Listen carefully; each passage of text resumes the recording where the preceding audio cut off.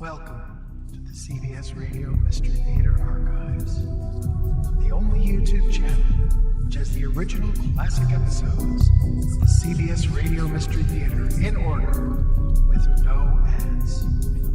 Thank you for listening, and now, enjoy the show.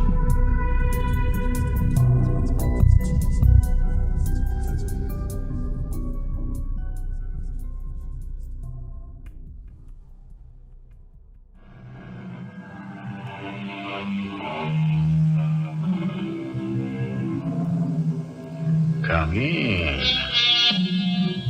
Welcome. I'm E.G. Marshall. The more we know, the philosophers say, the less certain we become. You can see how this principle applies to many people in reverse. The less they know, the more certain they grow. Civilization is based on knowledge, but in many cases, what we perceive as knowledge is only a dangerous illusion. Mr. Simmons, why did you kill your wife and your best friend? That should be obvious even to a psychiatrist. They were having an affair. Why not just get a divorce? I had no choice. Besides, I'd already killed them once before. You had killed them once before? Oh, when? When? Oh, I'd say about 2,900 years ago.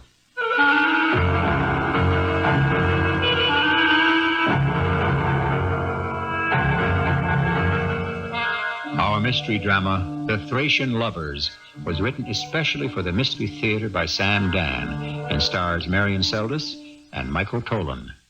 I'll be back shortly with Act One. In the old days, when people wished to learn their fate, they told their dreams to a lady who was called the Priestess of Apollo. And at this point, you might exclaim, how little things have really changed. These days, we tell our dreams to a lady or a gentleman called a psychiatrist. At any rate, let us go back in time, almost 3,000 years, to a small Greek city called Delphi, the site of the sacred oracle. Approach the shrine. Who speaks? I, the priestess of Apollo. I cannot see you. It is enough that you hear my voice, the voice of the god Apollo, which speaks through me.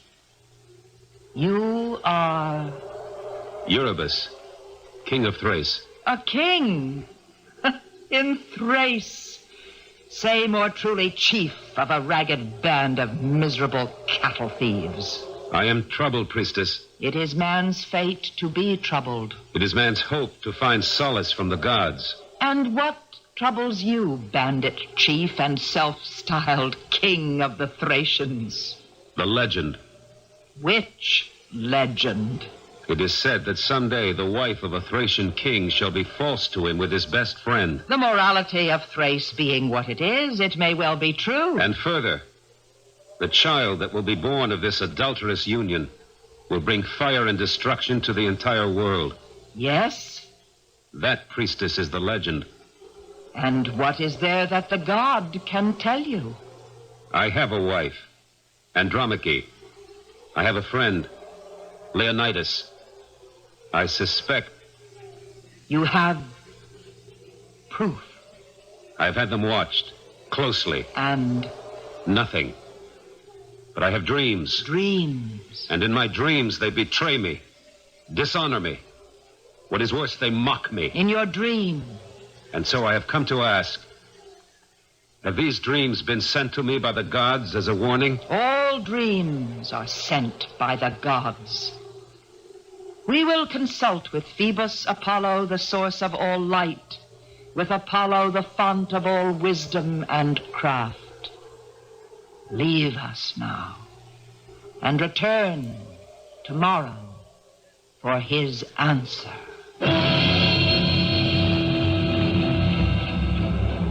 Who stands without to see the high priest of the temple? I, the high priestess of Apollo. Approach, my daughter. Has the priestly council studied the requests, Excellence? Yes. Let us tell him that the wife and the friend are indeed betraying him. Is it true? Does it matter? He is a mean-looking, grasping man, capable, I think, of cruelty to women. She would be a fool not to pay him out. Then why should we allow him to punish her? There are important political considerations, Priestess. Leonidas, the other man, comes from a powerful family in Macedon. They will seek to avenge his death. There will be a war. Why do we wish to provoke a war between the Thracians and the Macedonians? To save the rest of Greece. All the cities, Sparta, Thebes, Athens, have sent armies against Troy. Once again, a woman's work. Had this foolish Spartan queen, Helen, not run off with that shameless Trojan Paris... Isn't he even more to blame? In any event, every soldier in Greece is now fighting before the walls of Troy, leaving our own country undefended. Those brigand mountaineers from Thrace and Macedonia are beginning to eye it greedily. No, we must keep them squabbling among themselves. Then Eurybus must consider himself betrayed. That will be the message from Apollo. Therefore, he will kill Leonidas. And there will be war between Thrace and Macedonia, but peace throughout the rest of the peninsula. And what shall be considered a suitable gift for him to make to Apollo? My spies tell me he has brought with him 2 talents of silver for the journey. How much shall we ask for? Half. He will squeal like a stuck pig. Will he dare to refuse Apollo? We are devoting far too much time to what is actually an unimportant matter. We have far more weightier issues at hand. I have returned, Priestess, even as you have ordered. Approach the shrine. I am ready for the judgment of Apollo. Do you stand before his priestess empty-handed? No, I have come prepared to make a little gift. A little gift? One that I deem suitable to the occasion. The only gift that is suitable to this occasion is 1 full talent of silver. A talent? Why, in all Thrace there isn't so much as a talent of silver. I swear it. Do you swear falsely in the temple of Apollo? But a talent, it's half the weight of a man. A small man. Your men will place it at the altar. But this is the price for the judgment of Apollo. Do you dare to deny him his reward? Do you? No. Then the matter is settled. Yes. The price will reduce me to poverty, but the matter is settled. Now may I hear the judgment of Apollo. Slowly, King, slowly. The god is paid, but what of his priestess? His priestess? Who lives in poverty? Who depends on the kindness of the devout people like yourself? But I have already been stripped of... That pretty little clasp that adorns your tunic. But this was a gift from... Such a tiny little thing, and yet so finely wrought. Perhaps the Thracians are the greatest stealers of gold, but who can deny they are also the most skillful of craftsmen? But, priestess, this... Yes, 2 lovers entwined in an embrace. How artfully made. I shall accept your gift. But The Thracian lovers. What a perfect little thing. Really, priestess... Yeah? Nothing. Place the clasp on the shrine. And now, kneel. Raise your arms. Close your eyes. The light of Apollo is about to enter this temple. His voice is now in my mouth. His voice speaks through my own. Hear then the judgment of Apollo, Eurybus, son of Diomedes, king of Thrace. I know well the legend of Hecate, that a Thracian king shall wed a wife who shall betray him with a Macedonian friend. The fruit of this adulterous union shall be a son who shall destroy first Thrace, then Macedon, and then all Greece, and finally the world. Eurybus, son of Diomedes, thou art that king. No. No! Do not speak, lest thou shalt be consumed by the light of Apollo, besides which the light of the sun is but a flickering candle. Thou art that kind. Thy wife Andromache is that adulterous queen. Thy companion Leonidas is that treacherous friend. Then it's true. The legend is true. I have been betrayed. Thou hast been betrayed. I will kill them. I will have justice.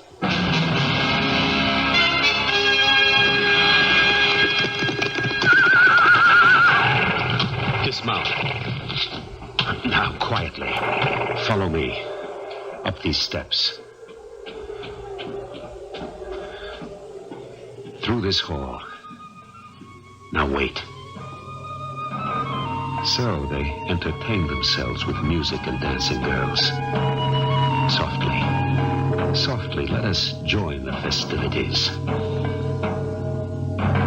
Good evening. Good evening, my lady Andromache. Good evening, my lord. And good evening to you, friend Leonidas. Good evening, my lord. Why has the music stopped? Play on. Play on. Surprised to see me? We were expecting you, my lord. Were you? Is this why you've hidden yourselves away in this remote village? We have not hidden ourselves. Of course not. You plan to practice your adultery in plain sight, now do you not? Adultery? Eurybus, we have been friends since boyhood. False friends. I swear to you, we are innocent. Musicians, play louder. Play faster. We shall have a new dance. A dance of death. Out swords. And let us begin.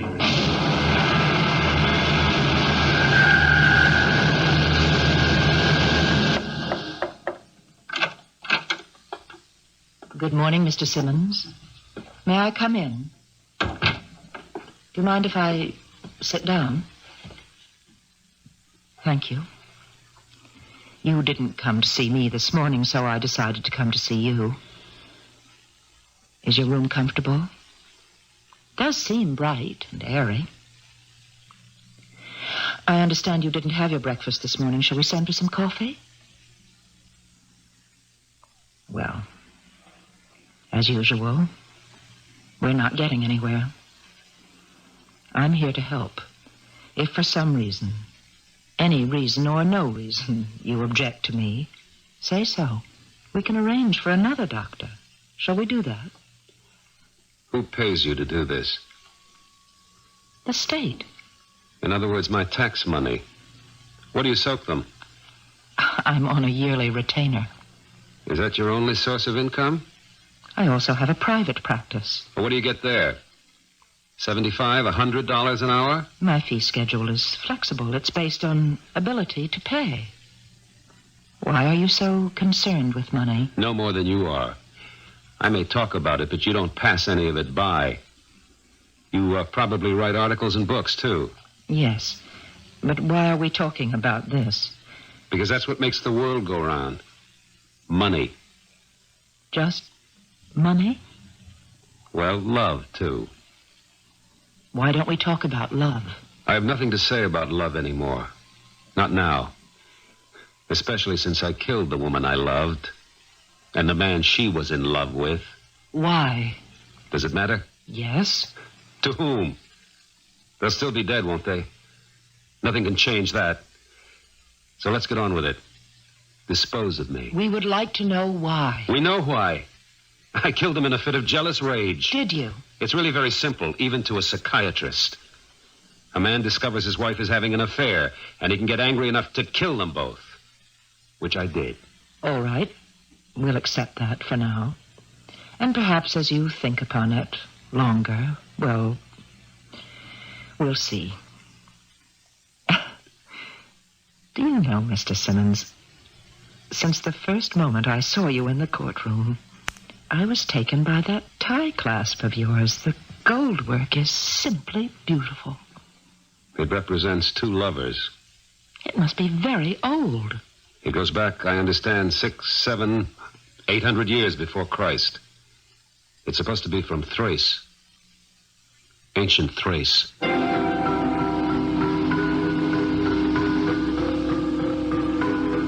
Well, here's that clasp again. And it has struck the fancy of two women.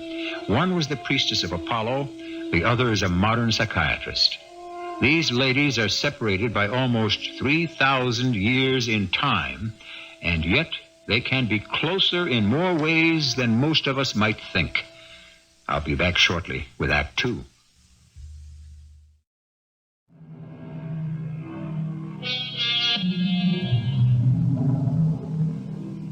History, as most historians will tell you, is a series of variations on a few very basic themes.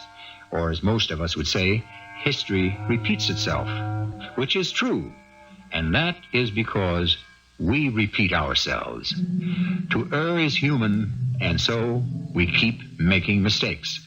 And since human beings are basically the same, regardless of where or when they lived, the mistakes are also apt to be the same. The people who lived in Thrace, or northern Greece, many years ago were expert goldsmiths, I understand. I know. Thrace. My father's family came from there originally. This was many generations ago. Well, perhaps we have something in common. I have a Greek grandmother. Do you speak Greek? No. I did with her when she was alive, but she died when I was a child. Do you? No. A pity. Perhaps too much of us has been dissolved in the melting pot. But I remember my grandmother. A tall, dark-haired woman with commanding eyes. I could see her as an ancient priestess. Well, Mr. Simmons, it appears we have something in common. Yes, you're a psychiatrist and I'm a patient. Or better, you're working for the police and I'm a prisoner. I'm not working for the police. You're working for the government. No, not for the government either. But the government pays you. I like to think I'm working for the truth. If that's your fantasy, by all means, enjoy it. Why did you kill them? They betrayed me. Betrayed? That doesn't sound like your kind of word. It's what happened. Here you are, Harold Simmons, an unassuming accountant. Oh, you do quite well. But you're conservative and peaceful. You were never known for a strong temper or inclination to violence. Perhaps I was never sufficiently provoked. But a man whose wife cheats on him, contrary to popular misconception, does not resort to violence. Statistics prove that far more often he goes to the divorce court. What does this have to do with me? Well, to begin, most shootings in these affairs occur because the aggrieved party happens to have a gun, either on his person or handy in the house. You never had one. When I found out, I went out and bought one. But records show you bought the gun a month before you killed them. Yes. Why? Why did you wait so long before you used it? I had to learn how. You just don't point and pull the trigger. You should know how to load and aim. Use the thing properly. You killed them in cold blood. Yes. And I will not claim temporary insanity. Nor shall I in any way seek to evade whatever punishment the state sees fit to give me. Why did you kill them? I've already told you. Look, I'm very tired. I didn't sleep well last night. I should like to rest now, if you don't mind. I'll tell you what, Mr. Simmons. I'll stay away for a while. I think I'll wait until you ask to see me.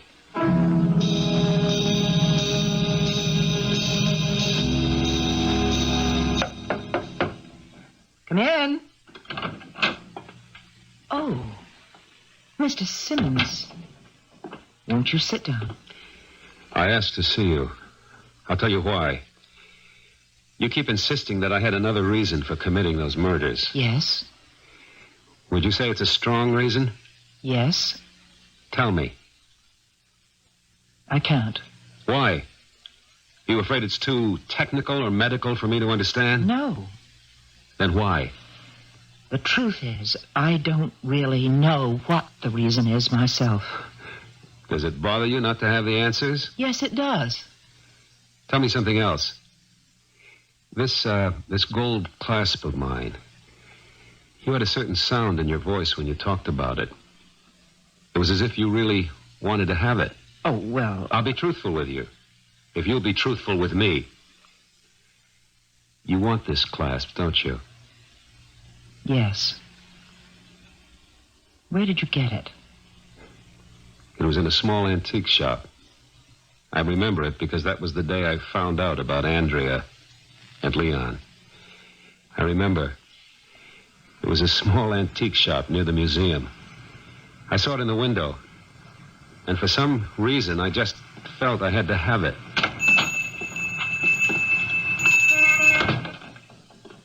Yes, sir. You have an old gold pin in the window. It is gold, isn't it? Pure gold. The workmanship is Thracian. Is it? Could very well be close to 3,000 years old. Here, let me show you. Take a close look at it. You can see how cleanly these two figures are carved. Notice how the hair swirls in a typical... Never mind all that. How much do you want for it? $4,500. I'll take it. You'll what? You just made a sale. And you bought it? Yes. You say it was the day you found out about your wife and your friend. I arrived home. He was there. It was Saturday. And he always had dinner with us Saturday nights. I showed Andrea the clasp. Isn't this the most beautiful thing you've ever seen, Andy? Well, it's all right. How much did you pay for it? $4,500. Dollars? Well, of course. For this? Yes. Are you mad? Well, I happen to think it's worth it. $4,500? How dare you spend that kind of money without consulting me? I didn't think of that. Well, what were you thinking? I don't know. Something just came over me. I felt I had to have it.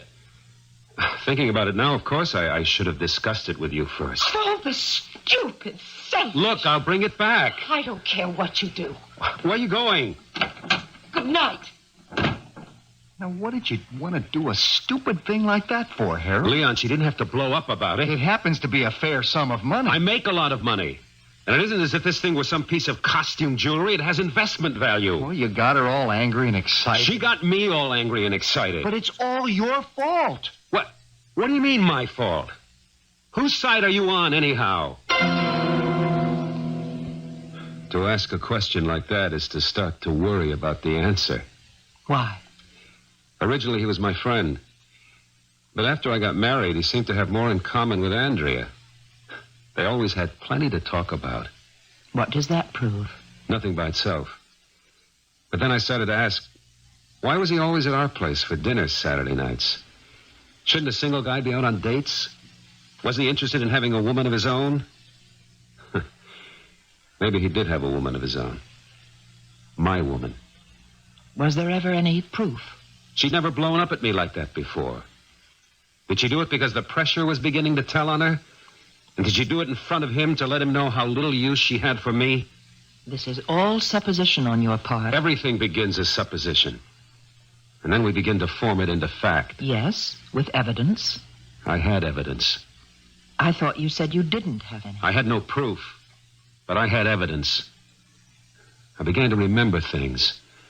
For instance, I recalled how he'd reacted to Andrea the first time he met her. I wanted the girl I was going to marry to meet my best friend. We'd arranged to have a drink one afternoon. Hello, everybody. Andrea, this is Leon. Hello, Leon.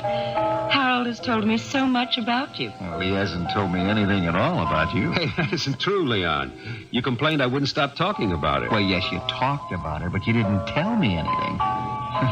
What do you see in him anyway, Andrea? Oh, he's very nice. Well, yes, he's nice enough, I suppose, but look, I can tell you this. He's lucky he saw you first.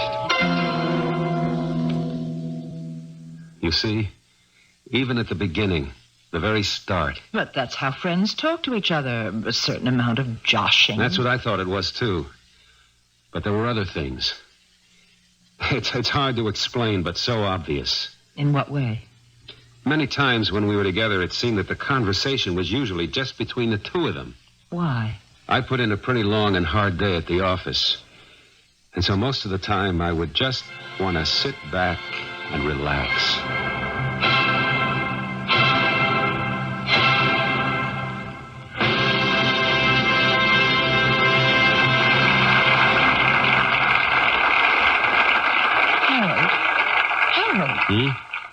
Wake up. Oh, I'm up. Can you imagine, Leon? A most brilliant performance, and this one slept soundly through it all. I was wide awake. That isn't true. You even snored. I was tired. I just closed my eyes for a minute. But how can anyone possibly sleep when Rosinski conducts prom? Well, you know Harold. Then and there, I saw the whole thing. How? It was the way he said, "You know Harold." What about it? As if it were a little secret they shared between them. "You know Harold. He's dull." "Oh, you know Harold. He really isn't interested in art. You know Harold. He never has the faintest idea of what's going on." But so far, this is all in the mind. What you're saying is it's circumstantial. Of course it is. You never knew for a fact they were making love. How can you say that? They were making love all the time. The way they looked at each other and spoke to each other. The way they behaved. As if I didn't even exist. Very well. Let's accept, for the sake of argument, the fact that they were lovers. Why did you have to kill them? You're a civilized human being. Why not just get a divorce? I had to kill them. Why? Because I had to save the world.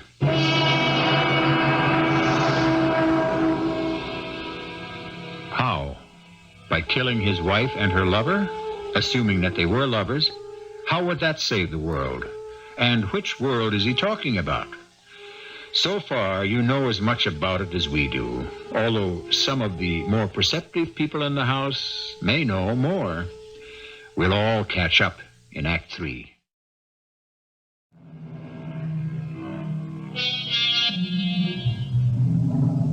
It's a very old joke.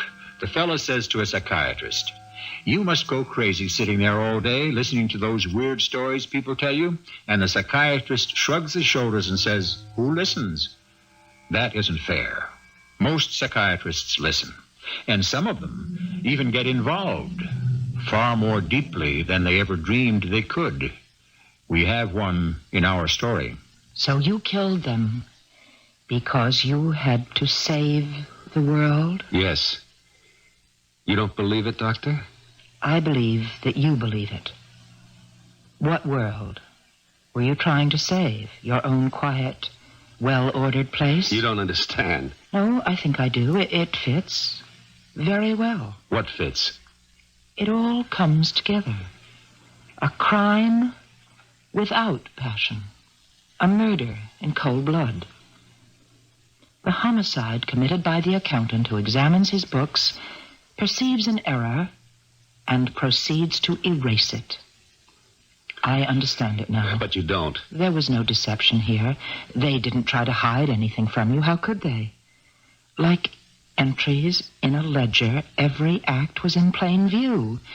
The tone of their voices, the look in their eyes. And therefore, you decided to simply void the transaction. That isn't true. No? No. Yes. You bought a gun. You practiced firing it. And then, when you believed you were proficient enough in its use, you calmly and quietly ended their lives. No. You deny it? It's what happened. Well? Yes, it's what happened. But it's not why it happened. Why did it happen? If that's all there was to it, I would have let them live. What more could there have been? There was the child. What child? When I was just going with Andrea, before we decided to get married, we spoke naturally. We spoke very frankly about many things. We were watching some children at play. Adorable, aren't they, Harold? Yes, But of course, we only see them at their cutest and their best. I suppose so. Oh, look at that young girl. She's hardly in her 20s, and she has 2 infants. That's the choice she makes. Of course. But it's not the one I'll make. Look at those lines in her face. She'll be old before her time. She'll miss out on the best years of her life. Maybe she doesn't think so. But I think so. I don't want children. Is that all right with you, Harold? Of course it's all right with me. There's so many things in this world I want to feel free to do. Darling, I understand perfectly. How do you feel? Well, parenthood isn't for everybody. Do we agree it isn't for us? Certainly. Well, darling, then it's settled. So, at the outset, then, you decided not to have children. Yes. Was that how you truly felt, or did you agree just to please her? No, I was happy about it. I was never good with children. Some people just aren't, you know. They're awkward, clumsy, don't know what to say or do. Then what about this child that you mentioned? We were sitting around the house one Sunday afternoon. We were watching television. It was one of those very serious and earnest programs about children who were not getting the best out of life. You know the type. Oh, yes. You probably appeared on some. Anyhow, afterward we were having coffee, Leon, Andrea, and I. And she said... Funny, isn't it? So many people who shouldn't have children, can't raise children, have no feeling for children, have a whole house full while... Yes. While... Well, isn't it obvious, Leon? While there are those who can give a child every advantage, who are educated enough to raise them properly, so many of those people never have any. Well, you're one of those people, aren't you, Andrea? Yes. Why didn't you have a child? Why? Harold wouldn't hear of it. What's this? We have a big house. We have a good income. Harold can throw away thousands on pieces of gold jewelry. We could well afford a Hey, child. now, just a minute, Andrea. The reason we don't have children is because you don't want any. I don't want any. Well, that's what you told me. What did I tell you? I remember we were sitting there in the park. Hey, listen to this, Leon. Don't put me in the middle. No, you saw these children, these tots playing, and you said... I remember exactly what you said. We only see them at their cutest and best. Look at that mother. She's just a girl, but see the lines in her face. She'll be old before her time, miss out on her best years. I don't want children, Harold. That's what you said. That's what I said? Yes, it's almost word for word. As I recall, you're the one who didn't want children. I remember you said parenthood isn't for everybody. Yeah, but only because... Hey, you mean you want children? I've always wanted children. Hey, friends, this is turning into an argument. That's true. Lately, all we seem to do is argue. Lately, all we seem to do is rewrite history. I want to thank you for making this such a lovely afternoon for me, Harold. What did I do? The thing that you always do, and do so well. Nothing. Where are you going? I have a headache. I didn't say anything, did I, Leon? Well, sometimes it's the way you don't say it. She's the one who didn't want to have kids. Okay. Now what am I going to do? Well, if I were you, old friend, I would keep out of her way for a while. Maybe it would help if I went in and spoke with her. Don't you see, Doctor? She didn't want to have a child with me. All those objections she had to children were only because I was her husband. But with Leon, suddenly she seemed transfigured by the idea of motherhood. But is it possible that somehow you are rewriting history? Now listen. We were sitting in the park. Be honest with yourself. Was that the conversation that actually took place? Yes. All right. These things happen. People change. They can shift even what they consider to be their most deeply held convictions. I'm right. I know I'm right. Yes, but that doesn't change the basic facts. What basic facts? 2 people fall in love. 1 falls out. Why? Who knows why? Who knows why people fall in love in the first place? Obviously, your wife fell in love with your best friend. Why didn't you let them get married and have children if they wanted to? I couldn't. And now we arrive at the why. Tell me, why? I can't. There's a reason, isn't there? Yes. Can you try to explain it? It's easy enough to explain. The problem is it's impossible to believe. Try me. I don't even believe it myself. And yet it was the reason I killed them. And that reason is? To save the world. No, not my little world, not my little universe, but the world. The world. This planet. How would their murder save the world? Listen to me. Finally, we had a confrontation. We were driving home from the football game. It was a very casual conversation. You know, Harold, in our day, state never used to beat tech. Now we do it all the time. Please, Leon, don't talk to Harold while he's driving. How'd you like the game? I thought it was a bore. But I could never get interested in football. Well, then why do you come to the games? To keep you happy? Which one of us do you want to keep happy, Andrea? Well, what does that mean? It means, do you want a divorce? Hey, look, kid. Now, shut up, Leon. Well, Andrea? Don't you know what to say? Is it because you aren't really sure of him yet? Hold on, Harold. Look, you wanted her from the first minute you saw her, Leon. Well? Anybody have anything to say now? I don't know how far it's gone between you. But you can serve me, Andrea, or I can serve you. The papers. And that can be the end of it. Or the beginning of it, depending on who's looking at it. Does anyone have anything to say? Why wasn't that the end of it? Because that night I was asleep. And either I awoke or I was having a dream. I don't know where I was. It was some sort of enclosed stone space. And a voice said, Approach the shrine. I didn't know what shrine she meant. And she said, the legend is true. Your wife and your best friend will betray you. And the fruit of their union shall be a child who will destroy the world. Save the world. The voice of God speaks through me. Kill them. Save the world. All this was part of the dream? Yes. It was disjointed and confused. It's not as clear as I make it sound, but that was the message of the dream. And that is why you killed them. That's why I bought a gun. Learned how to use it. Then went to his apartment where they were staying.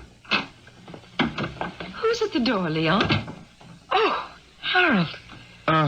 What are you doing here, Harold? I'm sorry, Leon. Andrea? Leon, he has a gun. Harold, look, we parted friends. We had decided to be civilized. I'm doing this for civilization. I'm sorry. Oh, no. It's really nobody's fault.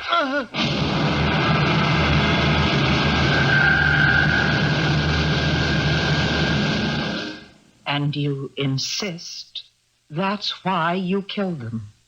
That's the truth. I don't think a jury will believe it. A jury will never hear it. I won't plead any defense. I told it to you because somehow I thought you would believe it. Why would I believe it? I don't have the faintest idea. Goodbye, Doctor. It's time I went back to my room. Yes. Goodbye. Will you take this? What? The Thracian clasp? Please. Oh, I couldn't. It's very valuable. It won't be of any use to me anymore. And you seem to love it. I'm sure you'll appreciate it. Take it. Oh, I couldn't. I'll just leave it here on your desk. Goodbye, Doctor. But...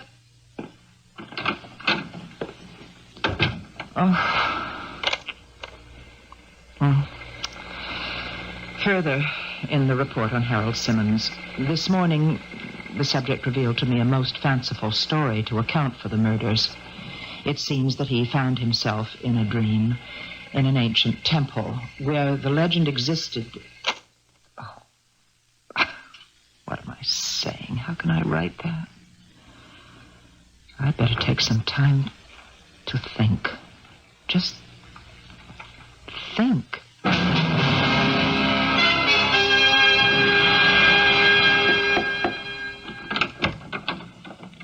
Good morning, Mr. Simmons. Oh, come in, Doctor. I've come to say goodbye. Yes, I'm leaving for the city. My trial begins tomorrow. Good luck.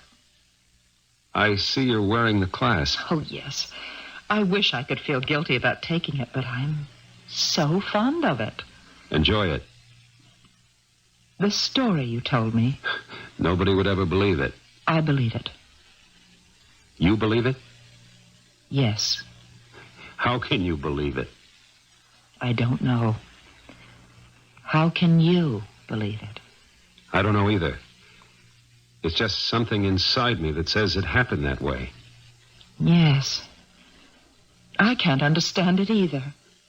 You mean there's something that a psychiatrist can't understand? Oh, we don't understand a great many things.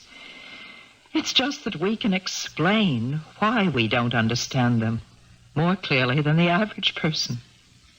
You truly believe that by killing them, you saved the world. Yes. I believe it, too. I won't ask you to testify to that effect at my trial. I couldn't. If I did, they'd put me away, too.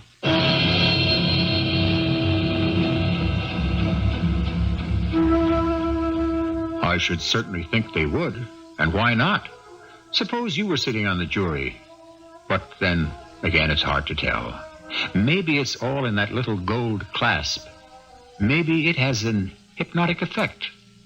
Whatever it is, I'll be back with more in just a few minutes.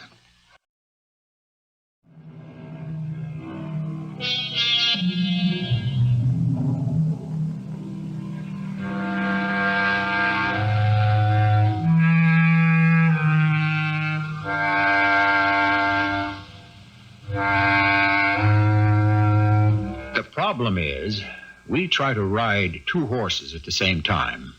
One is the plodding steed of practicality. The other is the fiery stallion of our imagination. So we are constantly torn between reality and illusion. There is nothing more real than murder. But why are so few of them solved? Is it because certain acts are repeated unconsciously through the centuries for reasons and motivations that have long been forgotten? Remember, every time a brother murders a brother, it is Cain killing Abel all over again. Our cast included Marian Seldes, Michael Tolan, Bob Kaliban, and Jennifer Harmon. The entire production was under the direction of Harmon Brown. I hope you enjoyed this episode of CBS Radio Mystery Theater. If you've enjoyed this and want to hear more, please subscribe to this channel.